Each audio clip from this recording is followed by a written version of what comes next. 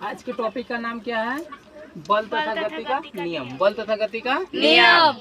इसमें हम लोग का पहला पॉइंट है बल की संकल्पना। पहला पॉइंट क्या लिए हैं? बल की संकल्पना।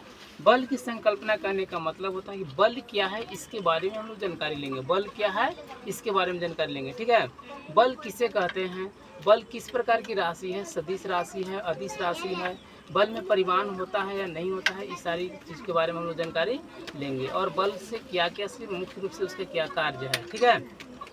तो पहले नंबर हम लोग बल के बारे में जानकारी लेंगे कि किसी वस्तु, बल की कार्य क्या है। नहीं, बल के हम लोग कैसे जानेंगे कि कोई वस्तु हम लोग व्यवहार में प्रयोग करते हैं तो उसकी स्थिति क्या है, उसको कैसे हम परखेंगे कि इस पे बल की क्रिया हो रही है। नहीं, तो हम लोग प्रायोगिक रूप से देखते हैं कि कोई खिलाड़ी जब फील्ड में या मैदान में गेंद खेलता है तो गेंद खेलने के दौरान वो अपने पैर से गेंद को मारता है। नहीं, गेंद को जब मारता है तो दूसरा खिलाड़ी क्या करता है, उस गेंद को अपने पैर से जिस दिशा में गेंद जाता है उस दिशा से वो दूसरी दिशा में उस गेंद को मोड़ देता है। इससे स्पष्ट होता है कि बल के द्वारा किसी वस्तु की गति की दिशा में परिवर्तन की जा सकती है। पहला पॉइंट बल का कार्य हुआ, ठीक है। दूसरा पॉइंट होता है कि किसी वस्तु अगर अपनी जिस स्पीड में जा रही है ना, जिस स्पीड से वो गति में है, अगर उस पर बल लगाते हैं तो उस वस्तु की बल में परिवर्तन हो सकता है, यानी कि उस वस्तु की चाल में परिवर्तन कम हो सकती है या उससे अधिक हो सकती है, ठीक है।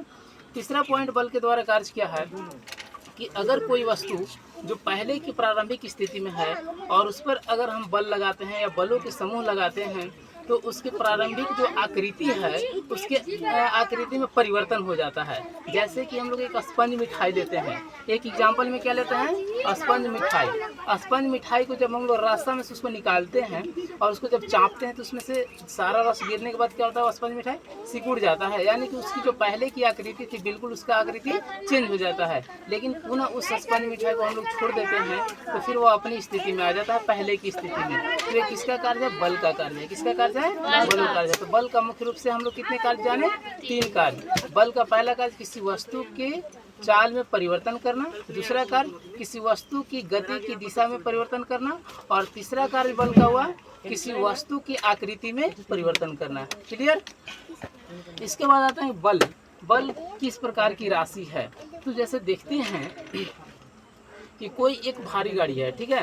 भारी गाड़ी और रुक गई, खराब हो गई। अब उसको सेल्फ के द्वारा स्टार्ट नहीं कर रहा है ड्राइवर, चालक उसको सेल्फ के द्वारा स्टार्टिंग नहीं कर पा रहा है।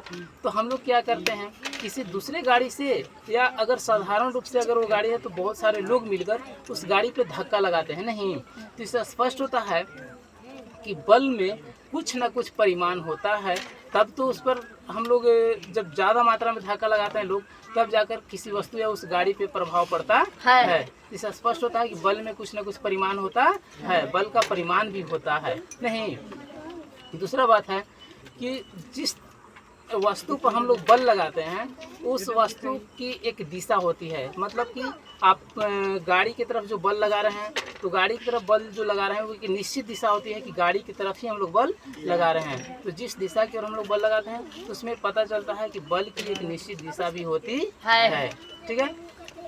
तो जिस वस्तु की या जिस राशि में परिमाण और दिशा दोनों निश्चित होती है तो उस प्रकार की राशि को सदिश राशि कहा जाता है। इससे हम लोग को स्पष्ट होता है कि बल एक सदिश राशि है, ठीक है।